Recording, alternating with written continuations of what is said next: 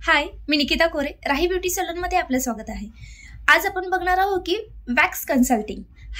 कारण जेव्हा वॅक्सिंगसाठी क्लायंट येतं आपल्याकडे तेव्हा त्यांच्यासोबत वॅक्सबद्दल कन्सल्टिंग करणं जास्तीत जास्त गरजेचं आहे।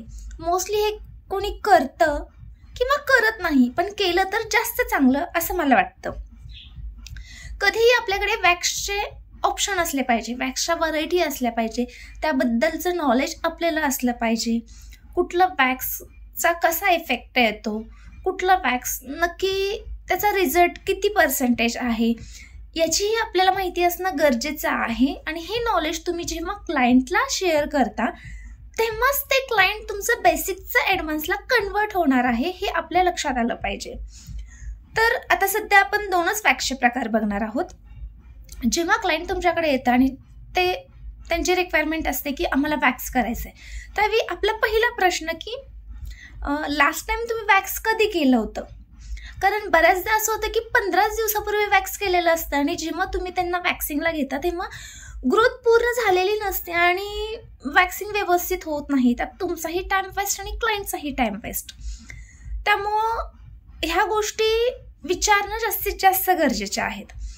त्याच्यानंतर जरी त्यांची ग्रोथ जर फास्ट असेल, 15 दिवसामध्येच ग्रोथ जास्त झालेली असेल, तो केस आपल्या वॅक्स स्ट्रिपला चिटकत असेल तरच तुम्ही त्या वॅक्सिंगला क्लायंट घेऊ शकता। अदरवाईज त्यांना अजून एक 8-10 दिवसानंतर तुम्ही करा वॅक्स, हेही तुम्ही सजेस्ट करू शकता। जर ग्रोथ झाली असेल तर नो प्रॉब्लेम, तुम्ही करू शकता। आणि अजून एक महत्त्वाचं की हे झालं आपला पहिला प्रश्न की वॅक्स किती दिवसापूर्वी केलं होतं। ही कन्सेप्ट तुमची क्लिअर झाली की दुसरा क्वेश्चन की तुम्हाला वॅक्स कोणतं करायचंय। बऱ्याच क्लायंटला माहीत असतं क्रीम वॅक्स आहे, हनी वॅक्स आहे, रिका वॅक्स आहे, बीन्स वॅक्स आहे, पण काही क्लायंटला हनी वॅक्सच्या व्यतिरिक्त दुसरं कुठलंच वॅक्स माहीत नसतं। त्याच्यामुळे तुमच्याकडे जे काही असतील ऑप्शन ते तुम्ही सांगा। प्रत्येक वॅक्सचा रिझल्ट काय हेही सांगा। आता मी तुम्हाला सध्या दोनच वॅक्स दाखवणार आहे। हे हनी टचचं हनी वॅक्स आहे आणि हे लावेलचं हायड्रालिपो वॅक्स आहे। म्हणजे हे क्रीम वॅक्स आहे आणि हे हनी वॅक्स आहे। तर पहिल्यांदा हनी वॅक्सचा रेट आणि हनी वॅक्सचे जे काय असतील फायदे तोटे ते तुम्ही सांगणं गरजेचं आहे। आता आपल्याकडे हनी वॅक्स आहे हे 180चं आहे। तर हनी वॅक्समध्ये काय होतं माहिती का, फक्त तुमचे हेअर रिमूव्ह होतात, म्हणजेच काय फक्त केस काढले जातात, पण त्याचा टॅन कमी होत नाही हाताचा।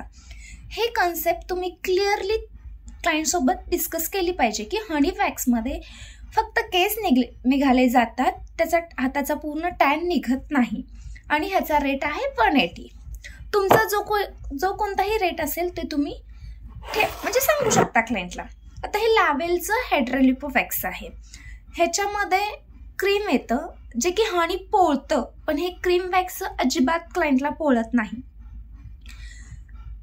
त्याच्यामुळं त्यांना हे कन्सल्टिंग करायचं की हे क्रीम वॅक्स आहे, थोडं थिक असतं आणि हे पोळत नाही। महत्त्वाचं हेअर रिमूव्ह होतात आणि त्याच्यासोबत टॅन पण रिमूव्ह होतो। आणि अजून एक महत्त्वाची गोष्ट की तुमची नवीन होणारी ग्रोथ ही थोडीशी लेट होते। म्हणजेच काय, जास्तीत जास्त फायदा हा क्रीम वॅक्स आहे। ह्याच्यापेक्षा एक रिका वॅक्स पण आहे, पण सध्या ते आपल्याकडे अवेलेबल नाही आहे।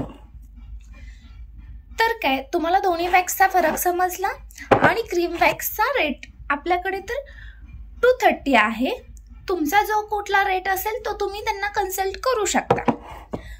दोन्ही वॅक्सचा फरक, दोन्ही वॅक्सचा रेट आणि दोन्ही वॅक्सचे जे काही असतील ते फायदे तोटे हे तुम्ही त्यांना समजावून सांगणं जास्तीत जास्त गरजेचं आहे। जसे की हनी वॅक्स मोस्टली खूप पोळतं सगळ्यांना, पण क्रीम वॅक्स हे अजिबात पोळत नाही। त्याच्यामुळं माझ्या अंदाजाने तुमचे सगळे हनी वॅक्सचे क्लायंट हे क्रीम वॅक्सला नक्कीच कन्वर्ट होणार।